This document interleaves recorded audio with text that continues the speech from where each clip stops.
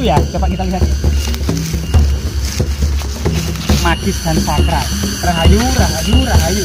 Jadi kita mendapati sajian bunga-bunga biasanya ada yang ditabur, ada yang kemudian digunakan sebagai apa namanya persajian. Guys, jangan lupa like, subscribe dan komen ya kan.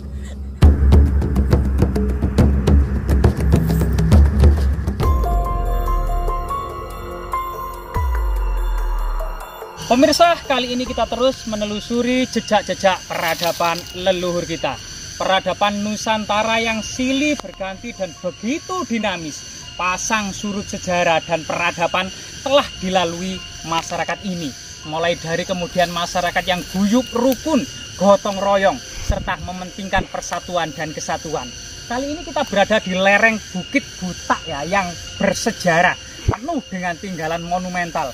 Banyak batu-batu berserak seperti taman saja, dan keindahannya tiada duanya. Mungkin banyak hal yang ditinggalkan oleh leluhur di atas batu-batu ini. Misalnya adalah dolmen, menhir, dan berbagai jejak-jejak peradaban kuno Hindu-Buddha. Kali ini kita menelusuri sebuah lokasi yang menurut cita tutur masyarakat ada semacam cerita legenda yang berkembang di lereng gunung ini ya. Kisah sejarah yang sebenarnya di masa lalu sebenarnya apa dan seperti apa. Kita menuruni lereng-lereng bukit ya, dan batu-batu besar, banyak juga gelondongan-gelondongan kayu. Nah, ini kayaknya batu dolmen ini, atau meja batu raksasa. Jadi rahayu, rahayu, rahayu. Jadi kondisinya itu memang sangat bulat dan jejak ada semacam ditata ya, atau dibulatkan. Kemungkinan dahulunya ini rata sebagai sebuah meja persajian. Karena masyarakat dahulu tidak bisa terlepaskan dari masyarakat yang penuh dengan persajian ya, termasuk pemujaan, unsur-unsur pertapaan atau asrama kadewa guruan sebagai sebagai pondasi atau landasan peradaban kuno. Coba kita terus menelisik jejak-jejak peradaban ini.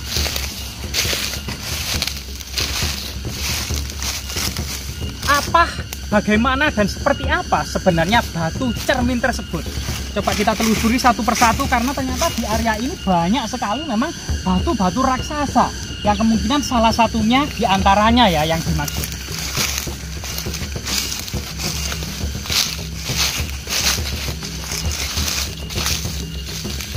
Nah, apakah kemungkinan di depan kita itu ya? Coba kita lihat ya.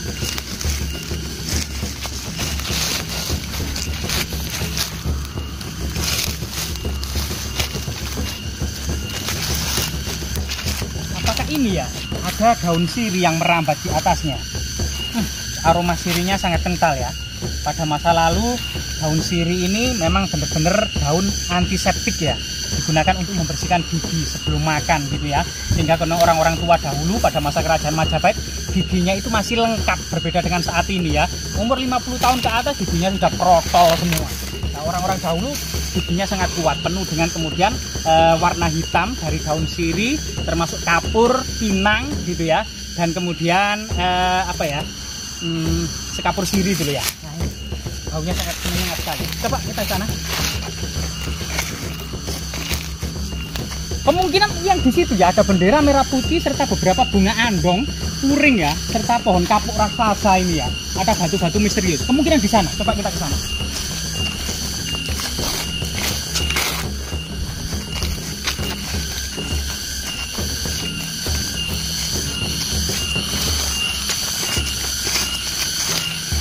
Betul ya teman-teman, di sini kita mendapati beberapa perdupaan atau persajian ya.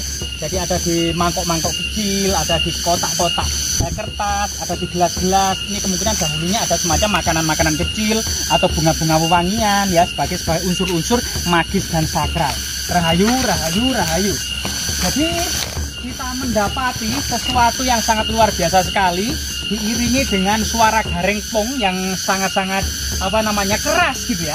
Dan di sini coba mungkin kamera bisa mendekatkan gitu ya. Dan di sini ada semacam jejak-jejak.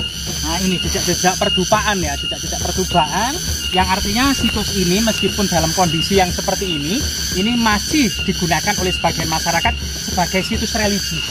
Jadi seperti ini. Nah, ini juga ada banyak air, serta ini yang masih baru gitu ya.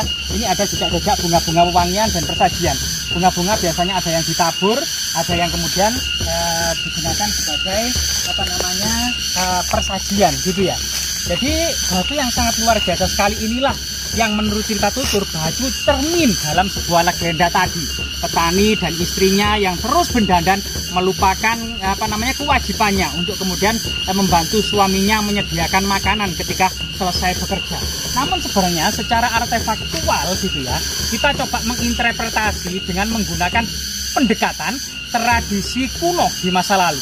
Kemungkinan tinggalan ini 700 sampai 800 tahun silam. Jadi jauh sebelum kita yang sangat lemah ini, mungkin umur kita cuma 50, 60, 70 atau 80. Namun batu ini sebagai saksi bisu akan kejayaan peradaban di masa lalu. Di sini kemudian berukuran sekitar 3 meter atau 4 meter. 3 meter ya, kali 3 meter kali 3 meter.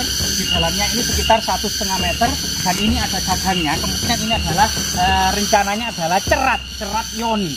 Sehingga kemungkinan dahulunya ini adalah yoni, bagian dari unsur-unsur simbol-simbol agama Siwa atau pemujaan agama Siwa. Sehingga kemudian yoni yang dahulu yang biasanya berpasangan dengan lingga yang ditancapkan di tengah, lingga yoni ini biasanya ditaruh di dalam candi. Kalau kemudian lingga yoni sebesar ini, candinya sebesar apa? Mungkin lebih besar daripada Prambanan. Karena di dalam candi Prambanan juga ada lingga yoni. Di dalam candi Jawi juga ada lingga yoni. Tetapi di dalam candi Borobudur tidak ada lingga yoni. Karena Borobudur merupakan unsur-unsur agama Buddha. Sedangkan yoni unsur-unsur agama Hindu. Jadi perbedaan antara Hindu dan Buddha. Tapi di Candi Jawi ada lingga yoni, ada Maha Aksobya di atasnya. Ada kemudian bentuk-bentuk makara agama Hindu, ada kemuncaknya berbentuk stupa Buddha, yang artinya memang pada masa Singosari ada semacam penyatuan antara kedua agama ini. Sehingga Kertanegara disebut Sang Siwa Buddha. Candi Jawi merupakan candi dua agama sekaligus dalam satu candi, yaitu agama atau candi yang di puncaknya adalah stupa Buddha, yang di dalamnya adalah candi Hindu. Ini candi Hindu dan Buddha dalam sebuah bangunan. Jadi ini semuanya memiliki unsur-unsur gotong royong, unsur-unsur pluralitas, unsur-unsur akulturasi, unsur-unsur persatuan. Dan ini merupakan kebijaksanaan yang sangat berharga ketika Eropa dirundung perang agama, perang saudara, namun di Jawa ditata sedemikian rupa dalam sebuah kitab Sotasoma yang bertuliskan sebuah falsafah Bhinneka Tunggal Ika, berbeda-beda tetapi tetap satu. Jadi ini sesuatu unsur pluralitas yang sangat luar biasa sekali di era kerajaan Majapahit.